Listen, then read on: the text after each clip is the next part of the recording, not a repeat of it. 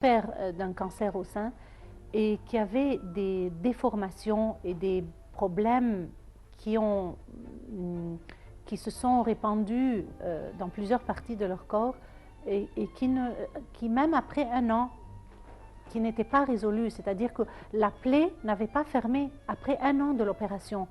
Donc moi j'estime que vraiment j'avais j'ai eu beaucoup de chance avec un médecin formidable, un chirurgien formidable qui m'a soutenue et bien sûr j'avais tout mon entourage.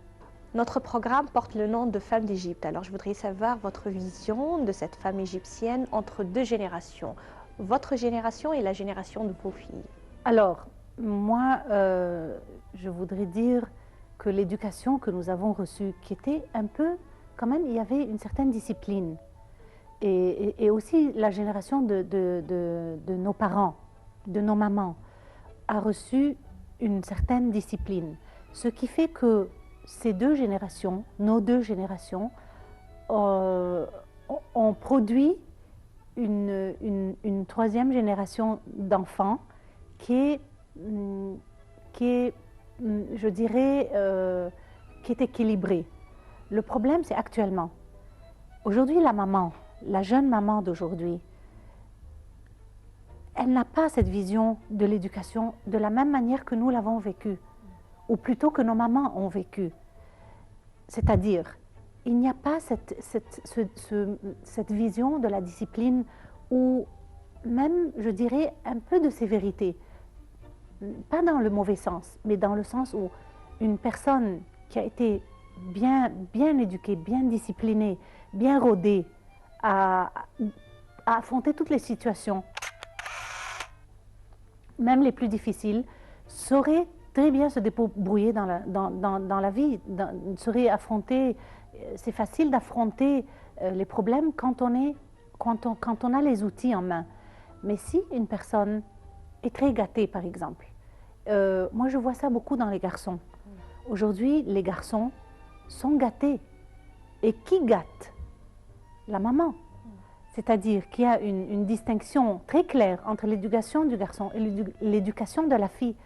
Alors, qu'est-ce qui en résulte? Il en résulte une société qui n'est pas équilibrée, à mon avis. Aujourd'hui, ce que nous voyons dans la société, tout ce qui s'est passé ces 3 dernières années, ça a été une effusion d'un manque d'éducation. Ça a été je ne sais pas comment l'appeler. Nous avons vu tout d'un coup, après la Révolution, un genre de bombardement de mauvaises manières. Ce qui fait que les gens sont choqués. Et ce qui a fait que beaucoup de gens ont eu peur, beaucoup de gens ont quitté le pays, pour beaucoup d'autres raisons aussi, mais parce qu'ils avaient peur pour leurs enfants. Mais si on essaye d'analyser cet aspect de la société d'aujourd'hui, d'où vient ça? À mon avis, la femme, c'est le moteur. Si j'éduque bien mon fils et ma fille, je pense que la société n'aurait pas eu tous ces problèmes. Et puis, un autre problème, c'est que le gouvernement a vraiment négligé la femme. La femme a subi beaucoup. La femme a été vraiment une deuxième catégorie de citoyens pendant très longtemps. Depuis, je dirais, des années Abdel Nasser jusqu'à nos jours. Quel genre de souffrance ou de négligence envers cette femme? Je dirais que c'est plutôt une souffrance morale et aussi sur le plan concret, mais surtout morale, parce que quand on traite la femme comme objet ou comme deuxième citoyen, d'une catégorie inférieure, toi tu ne sais pas, toi tu es bête, souvent on éduque la fille à ça. Qu'est-ce qui résulte? Que la fille ne veut plus faire d'efforts. La fille peut être très intelligente, mais refuse de faire cet effort parce qu'elle sait qu'elle sera toujours vue deuxième. Son frère sera premier. Moi, je pense qu'il faut éduquer les deux équitablement et encourager la fille, mais aussi dompter le garçon. Parce que le garçon, c'est très important, parce qu'il a beaucoup de force, ses forces ont besoin d'être canalisées. Si je canalise l'intelligence et la force du garçon, je peux faire sortir des miracles. Et ça, c'est très important. Donc, pour une maman, pour la femme égyptienne, elle doit comprendre qu'elle doit être assez stricte en éduquant le garçon aussi, parce qu'elle peut en faire sortir des trésors. Mais si on laisse comme ça toute cette force, toute cette intelligence des garçons, elle s'en va comme ça. Et à la fin, qu'est-ce qu'on a dans les rues? On a beaucoup d'images qu'on n'aime pas. Vous enseignez aux filles cours de vie. Alors, quelle est la première chose que vous dites aux filles au cours de ces cours? Alors, une des choses qui est très importante, c'est que la fille doit avoir confiance en elle-même. Je pense que ça, c'est une chose très importante. Ayez confiance en vous. Vous devez croire en vous. Vous devez croire en les forces que vous avez et dans le potentiel que vous possédez à l'intérieur et que souvent, elles ne connaissent pas. Ça, c'est une chose essentielle. Souvent, les filles me racontent que la maman décourage la fille. Et ça, c'est très fréquent dans notre société. Toi, je ne sais pas quoi, une comparaison entre deux enfants, une comparaison entre deux sexes, le garçon et la fille. Et ça, c'est une erreur où on tombe souvent. Donc, pour remédier à ça, il faut redonner confiance à ces filles qui ont beaucoup de potentiel et qui ont envie de faire beaucoup de choses. Mais il s'agit de mettre la main sur le problème et de pouvoir le dépasser. Ça, c'est la première chose. La deuxième chose dont on parle souvent, c'est vous devez apprendre à vous défendre seul.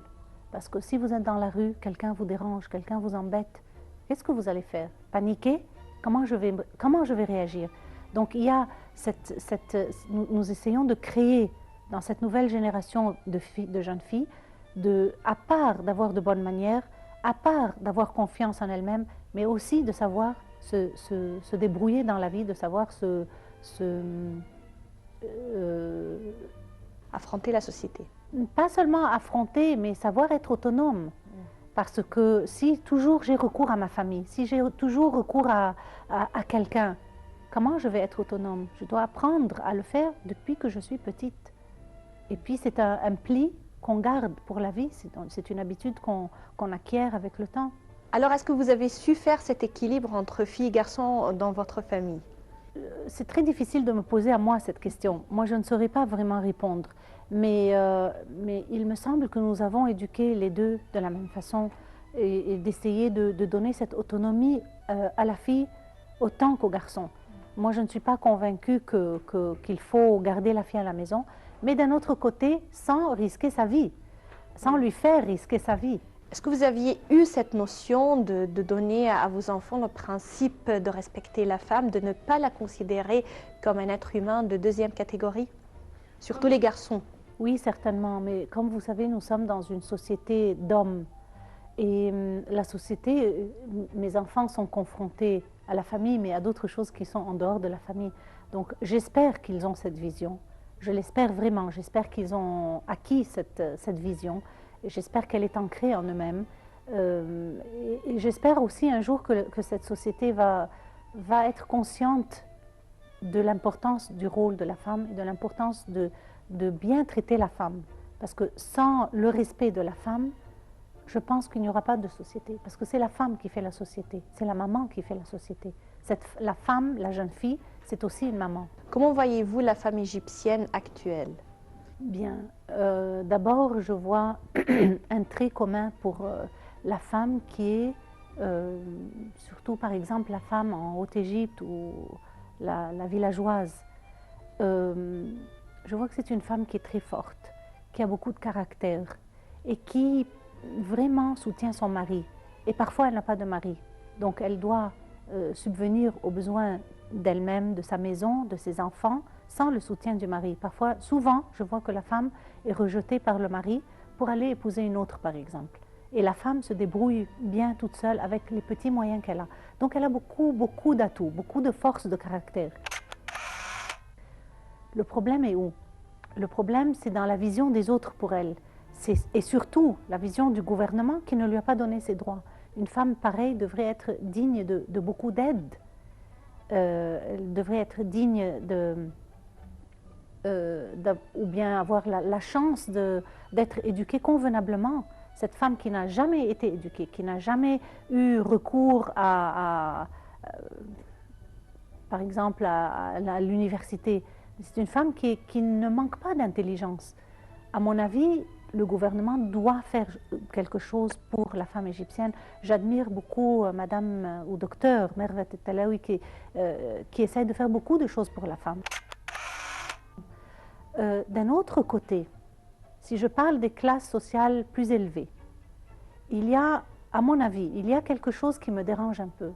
Ce côté de la femme enfant ou de la femme gâtée, un petit peu. Cette femme qui se réveille à midi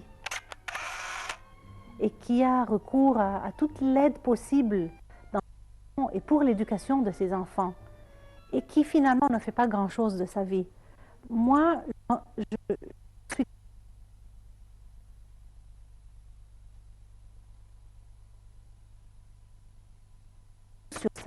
sur ses épaules. Et cette femme qui rejette toute forme de responsabilité, c'est deux exemples pour moi. C'est très contradictoire et en fait, c'est injuste. Il faut un juste milieu. Il faut pouvoir concilier entre ces deux classes sociales. Donc il faut relever l'une et donner la chance à l'une de, pas nécessairement d'être au même niveau que l'autre, mais d'avoir les mêmes atouts, d'avoir la chance